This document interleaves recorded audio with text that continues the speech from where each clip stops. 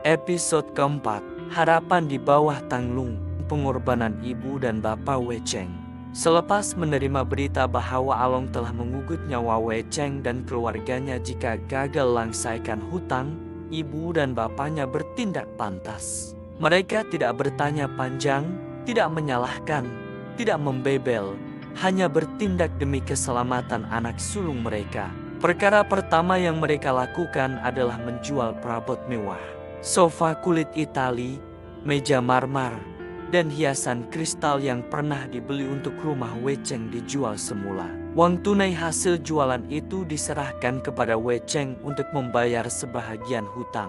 Mereka juga memulangkan hadiah lama. Apa sahaja yang pernah Wei Cheng hadiahkan seperti jam tangan berjenama mahal, set pinggan mangkuk eksklusif, malah barangan elektrik, dikumpulkan dan dijual semula. Ini bukan masa untuk bergaya, kata ayahnya. Ini masa untuk bertahan.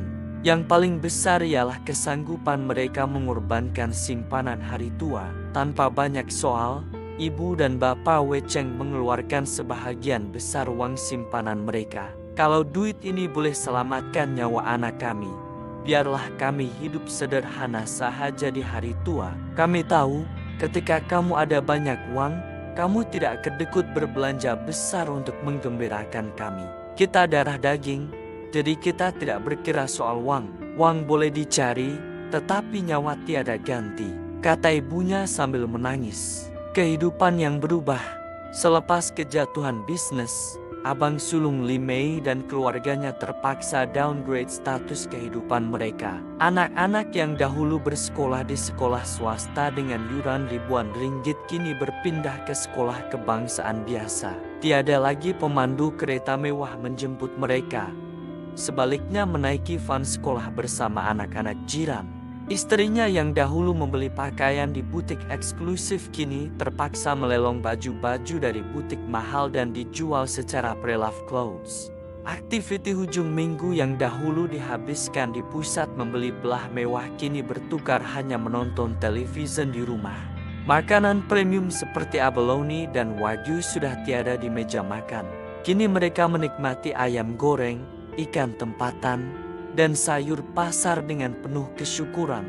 Anak-anak pada mulanya sukar menerima perubahan. Mama, kenapa kita tak pergi sekolah lama lagi?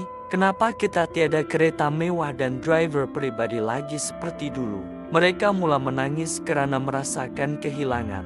Tetapi perlahan-lahan mula belajar bahwa kehidupan bukan hanya tentang kemewahan. Kebangkitan Wei Cheng. Dengan uang dan sokongan moral keluarga, Wei Cheng mula bangkit perlahan-lahan, mula belajar untuk hidup sederhana. Dia mula membesarkan antara keperluan hidup dan nafsu kehendak material. Dia hanya menaiki motosikal dan makan di warung makan biasa. Dulu saya pikir status orang kaya itu kereta besar dan rumah mewah. Sekarang saya tahu, status manusia sebenar ialah ketenangan jiwa. Enggan bergantung hidup kepada ibu dan bapaknya yang sudah banyak mengeluarkan uang untuknya, dia mula berniaga kecil-kecilan. Di pasar malam, dia menjual kuih tradisional Cina. Dia belajar tentang kos, pelanggan, dan nilai kerja keras. Dia perlahan-lahan belajar untuk berniaga semula tanpa membuat hutang baru yang besar. Sokongan berterusan. Ibu dan bapak Wei Cheng tidak pernah mengungkit atau menghina anak mereka sendiri karena dari awal mereka sudah mengerti akan nilai kekeluargaan yang sebenar. Mereka faham bahwa kemewahan uang ringgit yang pernah dinikmati melalui anak sulung mereka itu hanyalah satu persinggahan dan satu ujian hidup. Kini mereka sudah menerima hakikat bahwa kemewahan itu sudah hilang. Mereka hadir di gerai pasar malam, membantu membungkus makanan, dan menyapa pelanggan. Kami bangga dengan kamu, Cheng. Kamu tidak lari, kamu bangkit. Istrinya juga dapat menerima hakikat tanpa menuntut cerai semata-mata karena kurang uang berbanding dulu. Dia mula menolong dengan menjahit pakaian untuk jiran, untuk menambah pendapatan keluarga. Li Mei dan Yinghua pula membantu dari segi pendidikan anak-anak Wei Cheng dengan berkongsi buku-buku terpakai dan memberi motivasi. Bersambung ke episode yang seterusnya.